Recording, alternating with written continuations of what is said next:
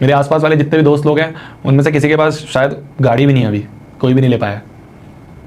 मैं बिल्कुल टचवुड, मैं बिल्कुल घमंड वाली बात नहीं कर रहा हूँ, मैं कान पकड़ लूँ भाई भगवान से, मैं घमंड वाली बात नहीं कर रहा हूँ, मैं तुम्हें जस्ट एग्जांपल देना चाह रहा हूँ, तुम्हें सिर्फ मोटिवेट करना चाह रहा हूँ। मेरे आसपास जितने भी दोस्त हैं उनमें से शायद किसी के पास एक के पास गाड़ी भी नहीं है अभी। मैंने अपने 3rd ईयर में गाड़ी खरीद ली थी कॉलेज के, अब की बात नहीं कर रहा हूँ नेक्स्ट टॉप, तुम नेक्स्ट टॉपर से भैया पैसा आएगा, नहीं 3rd ईयर, कॉलेज के 3rd ईयर में मैंने पहली गाड़ी खरीद ली थी और लग्जरियस सेगमेंट की खरीदी थी।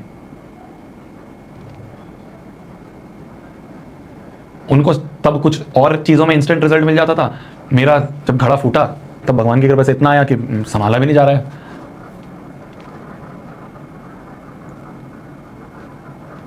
इन सब का बस एक ही रीज़न है कि मुझे पता है, मैंने कभी, कहते हैं ना कि पैसे को आग नहीं लगाया, है ना, कहा जाता है ना कि पापा मम्मी को धोखा नहीं दिया, पापा मम्मी के कभी पैसों को खराब नहीं करा, पापा मम्मी के पैसों की इज्जत करी, एक एक रुपया। मुझे पता है मेरे पापा, जब मैं कोटा में था तो पापा ना मुझे ऐसे 2-3 हज़ार रुपये दे के जाते थे कि यार जूस पी लिया करियो, है ना, और कुछ खा लिया कर।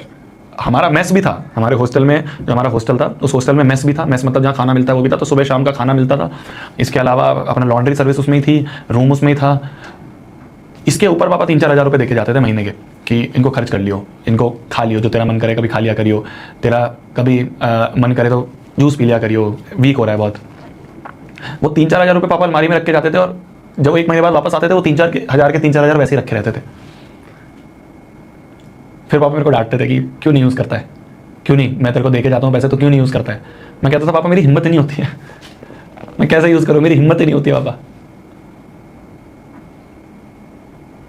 मतलब 10 रुपये भी ऐसे जेब से जाते थे तो मैं सोचता था कि यार बहुत मुश्किल से कमाया हुए पापा ने, कैसे लगा दूँ मैं, कैसे कहीं जगह, जैसे कुछ लोग होते थे, कुछ दोस्त लोग होते थे, क्लब चले जाते थे या स्कूटी पे हारने चले जाते थे या ऐसे वैसे, मेरे से नहीं होता था, पता नहीं अंदर से नहीं आता था।